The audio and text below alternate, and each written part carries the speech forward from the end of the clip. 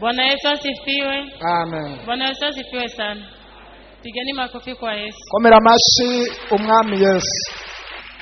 Mimi nimekujaga hapa ilikuwa mwezi wa 6 tarehe 10.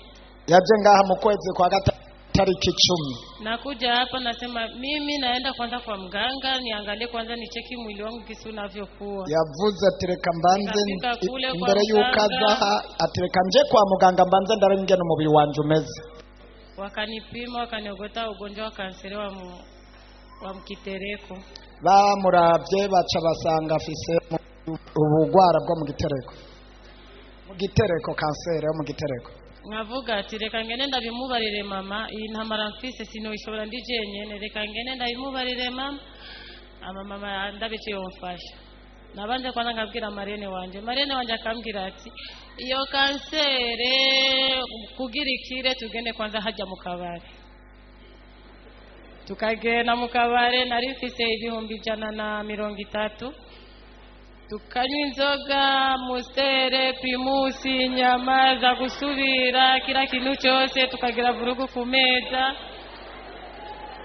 Mvuga ati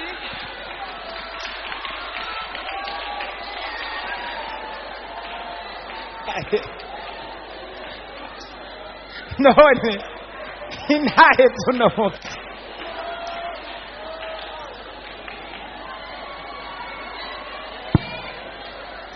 inahe tuno musi nakajegeta ati ngwino ngujane mu bitaro bikiza kanseri. Ibihumbi jana pe. Oya tubarire. Akambwira ati ngo ubu rero utashe muhira waborewe kanseri kihera. Ngavuga ati nangorane reka ngende kwanza ko naborewe reka njyame ninavyuka nza kugenda mu buyenzi kwa mama ndamubarire ingwara numva ngwaye ko indembeje. Kuera ngaho onye naciye ntangura musi nyene ku soko nkuru naguma mva ibintu binuka cyane. Sinashobora no guhagarara mu bantu unye ngo ndimo ndahagarara canke nicare eka bace banyitazira kabereke kubera nguma mpagaze umbwira ngo nicare sinicara umbwira ngo hagarara aho nawe naca ndakumva.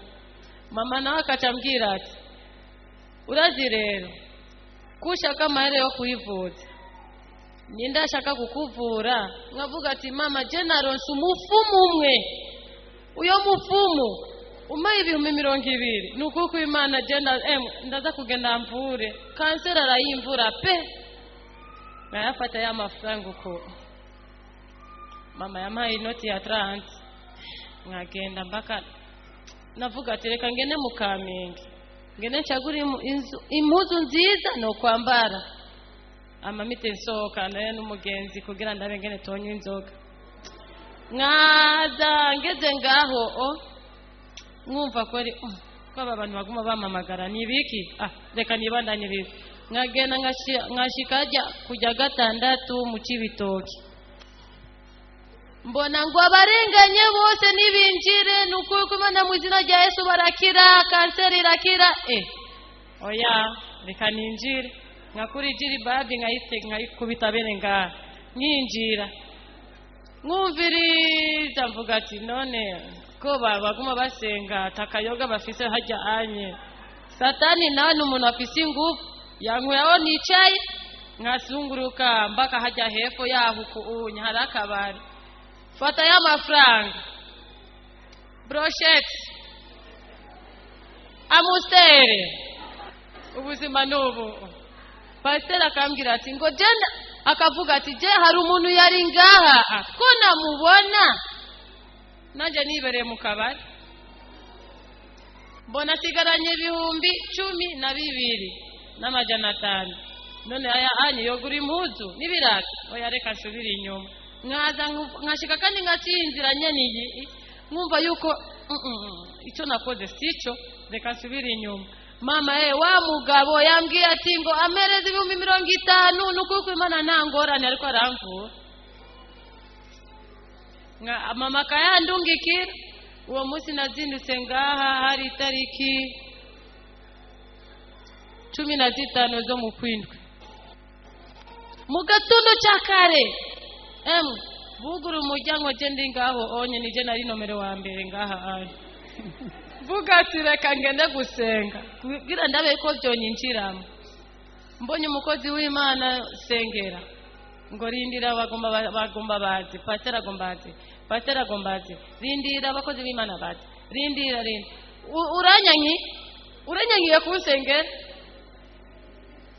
ngomba sohoka nkuru kuguru hajya anye numva ikintu ngo yashagaruka aha avuga none ngaha anye hari amadayimoni cyane oya reka basi nicara ku ntebe mbona iri kurambaba nicare hasi mbona ndimo ndababwa nicare mpagaze nca numva yuko mpagaze bagasenga nana kimwe natahuye nkataha muhira saa moya ndashitse muhira kasura kandi mu gatondo kandi nkadukonye kugeza aho menyera kumbe bwabo n'amasengesho nuko reka mama ndamusaba amafaranga 10,000 byo gushira muri envelope yarayampaye ko narashize muri envelope nkashira ahantu bashira nabo nyene ngamubari ati mukozi w'Imana sengera aho akambwira ati ngo wewe nusenge tugende hagenda gusengera kusengera ngaha abandi bariko barinjira hajya anye oyaye wori kuramena reka nicare ngaha anye mpaka nanje ninjira hajya